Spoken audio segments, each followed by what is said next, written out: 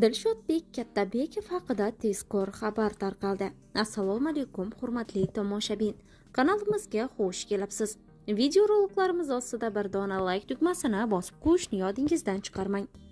Kichkina tabib filmidagi Doniyor roli bilan tanilgan, bolaligidan qo'shiqchi bo'lishni istagan aktyor Dilshodbek Kattabekov haqida kutilmagan xabar tarqaldi. Bolaligidan qo'shiqchi bo'lishni niyat qilgan Dilshodbek Kattabekov kutilmaganda aktyorlik sohasiga qadam qo'ygan. 5 yoshidan boshlab davlat tadbirlarida ishtirok etish uchun Sirdaryodan Toshkentga kelgan Dilshodning yaqinlariga Kichkina tabib filmining kastingida ishtirok etishni taklif qilishadi. Doniyor roliga talabgorlar nihoyatda ko'p bo'lgan. 100 dan ortiq ishtirokchilar orasidan tanlab olingan Dilshodbek Kattabekov kino olamiga dadil qadamlar bilan kirib kelgan. Buvim 1998-yilda o'zbek filmga olib borgan. 100 ta bola qatnashgan kasting bo'lgan. Oxirida shu rol menga nasib qilgan. Qarasam, hammasi o'zim 1 yil oldin televizorda ko'rgan aktyorlarim bo'lgan. Murod Rajabovni Temir xotinda, Rajab Adashevni Abdullajonda, Karim Mirhodiyevni Charxpalakda ko'rganman. Bundan tashqari Fotima Rejametova, Zikr Muhammadjonov, Munavvara Abdullayeva bor edi. Aktyorlar ansambli yig'ilgan. Bu ham bir baxt edi. Bu ham o'zimni erkin his qilishimga turtki bo'lgan. Ular menga rolni ijro etishimga yordam bergan. O'sha paytda kinolar lentada olingan. Xato qilishga haqqimiz yo'q edi. Hozirgidek emasdi. Bir kun oldin yaxshilab matnni yodlab, ertasi kuni suratga olish jarayonlariga borib, holatga kirib o'ynalgan. Kichkina tabibning ham bir yutug'i aktyorlar ansamblining jam bo'lganidir. Jamoa zo'r yig'ilgan edi. Shundan keyin menga Kichkina tabibdan chiqqan bola deb ta'rif berishadigan bo'ldi. Kimdir ismimni bilmasa ham Doniyor deb chaqirar edi, deydi Dilshodbek Kattabekov. Kichkina tabib filmida juda qiziqarli voqealar bo'lgan. Birinchi voqea, Murod aka Rajabov meni ko'tarib olib mashinaga otib yuboradigan joylari bor. Rolga shu darajada berilib ketganlarki, ozg'in yengil bo'lganim uchun otib yuborganlar. Bu eshikdan kirib, narigi eshikka borib urilganman. Keyin suratga olish jarayoni tugaganidan keyin qattiq otmadimmi deb so'raganlar. Yana bir qiziqarli voqealardan biri, tepalikka chiqib, Allohga iltijo qilayotgan vaqtda itning zanjirini qo'limga 2-3 marta bog'lab olganman. Bu it ham o'rgatilmagan edi. Qishloqdagi bir xonadonning iti bo'lgan. Unga bir hafta davomida go'sht berib o'zimga o'rgatib olganmiz. Shu it bilan tepalikka chiqib ketgan vaqtimda suratga olish ishlari boshlangan. Keyin esa zanjirni yechmasimdan it pastga qarab yugurib ketgan.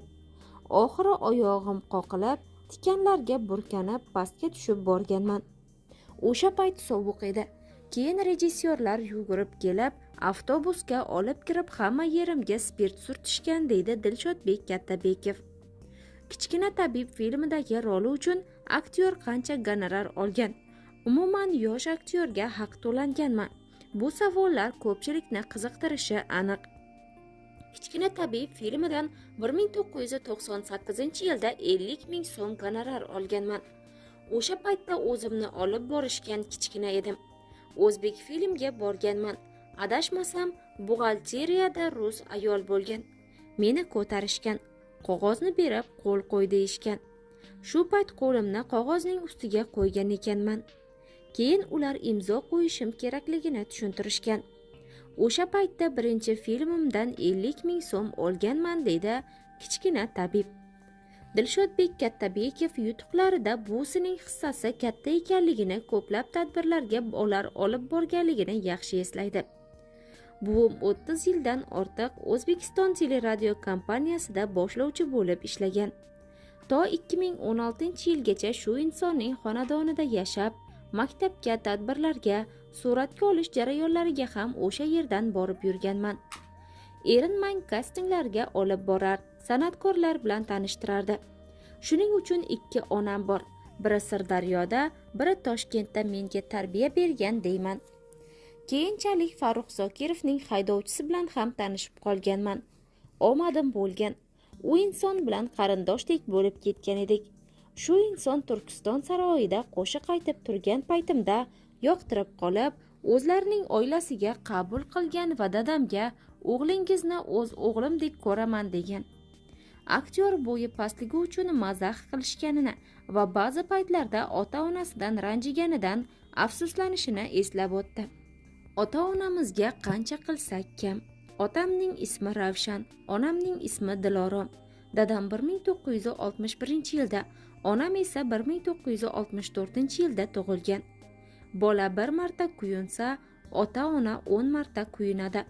Boshida qiyin bo'lgan, chunki ota-onamning har doim oldida yuradigan farzandi tanlagan sohasi sabab uzoqda yurishi kerak bo'lgan. Ba'zan ota-onamga og'ir gaplarni aytib, ranjitgan paytlarim ham bo'lgan.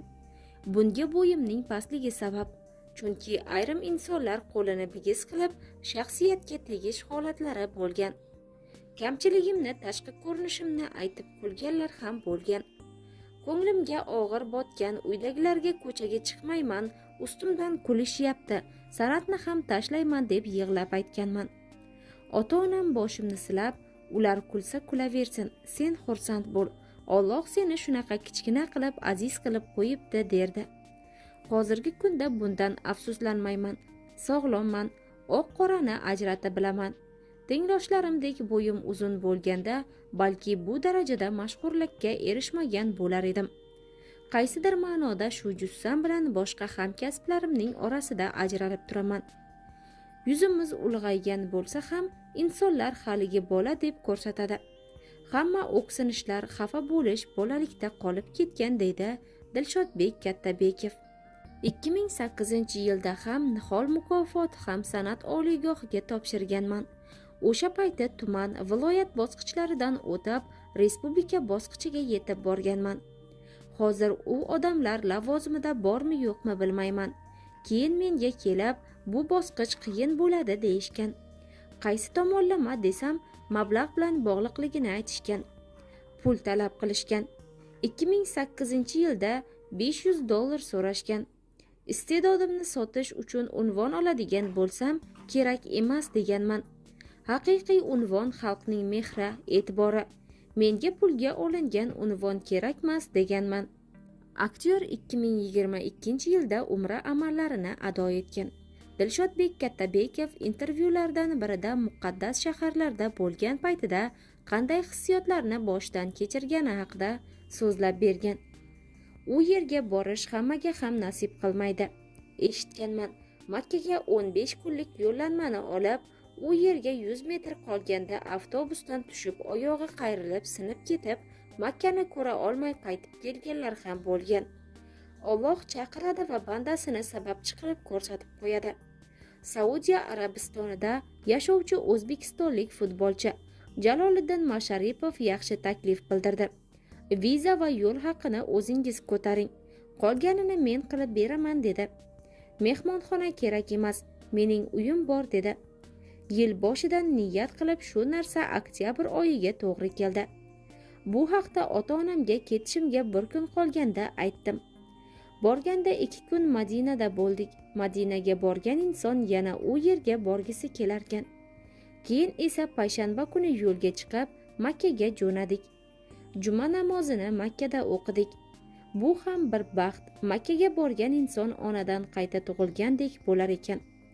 Darvozaga kirganda ko'zim uzoqdan Ka'baga tushdi. Jaloliddin Masharipov bizga vakil sifatida bir insonni qo'shib yuborgan edi. U umra amallarini bilar ekan. Menga qarab, Ka'bani ushlagingiz kelyaptimi? Shunday bo'lsa, ozgina sabr qiling. Allohning o'zi yo'l ochadi dedi. Meni vahima bosdi. Qarasam, hammaning bo'yi mendan baland. Men ularning orasida past bo'y bilan tiqilib qoldim. 7 marta tavof qilish jarayonida turtilib, Ka'baga qo'limni tekkizib duo qildim deydi aktyor. Dilshodbek Kattabekov 2023-yilning oktyabrida 33 yoshida 19 yoshli Zuhra ismli qizga uylandi. Aktyorning to'yida o'zbek shou-biznesining ko'plab taniqli vakillari mehmon bo'lishdi. O'zbek shou-biznesida uylanmagan men qolgandim. Shuning uchun hamkasblar, ustozlar, 4-5 yildan beri qachon uylanasan deb so'rashayotgan edi. Shu yilga nasib qilgan ekan. Bizda ko'pchilikda bo'lganidek sevgi tarixi bo'lmadi. Onam va xolalarim anchadan beri menga qiz izlashardi. Yillar davomida rosa ko'p uchrashuvga chiqaverib, tajribam oshib qoldi. Yosh o'taverganidan keyin injiq odam tanlaydigan bo'lib qolarkansiz. Avgust oyida xolam qo'shnisining qizi bilan uchrashib ko'rishni tavsiya qildi. Borib qiz bilan ko'rishib, 10 daqiqacha gaplashib o'tirib, bir-birimizga ma'qul bo'ldik. Shunday qilib to'yimiz bo'lib ketdi. Rafiqam ijtimoiy tarmoqlardan foydalanmaydi. Faqat Telegram messenjeriga ruxsat berganman. Uchrashuvga chiqqanimda Zuhraning yerga qarab uyalib o'tirishiga e'tiborimni tortgan. Chunki ayol kishi erkak kishi bilan gaplashganida ko'ziga tik qarab turmasligi kerak. U xolavachchamning qo'shnisi. Sirdaryoga borganimda 10 daqiqacha ko'rishib, suhbatlashdik. Bir-birimizga ma'qul bo'ldik. Qaynonam mening muxlisim ekanliklari qo'l keldi, deydi aktyor. Dilshodbek Kattabekov oxirgi paytlarda film va seriallarda suratga tushmayotgani sababini aytib o'tdi. Film va seriallarda ancha bo'ldi suratga tushmayapman. Oxirgi rol ijro etgan filmim Mahallada Dudu gap 2 bo'ldi. Hozir ham takliflar bo'lyapti. Uyda ham 2-3 ta ssenariy turibdi, lekin hozir avvalgidek yaxshi loyihalar yo'q. Kichkina tabib, muhabbat sinovlariga o'xshagan ssenariylar yo'q. Shuning uchun ekranlarda ko'rinmay turibman. Bundan tashqari shaxsiy hayotimga vaqt ajratganim uchun san'atdan biroz uzoqlashib qoldim, deydi aktyor. Dilshodbek Kattabekov 2025-yil 28-iyun kuni ilk marta otalik baxtiga muyassar bo'ldi. Aktyor farzandiga Umar deb ism qo'ygan.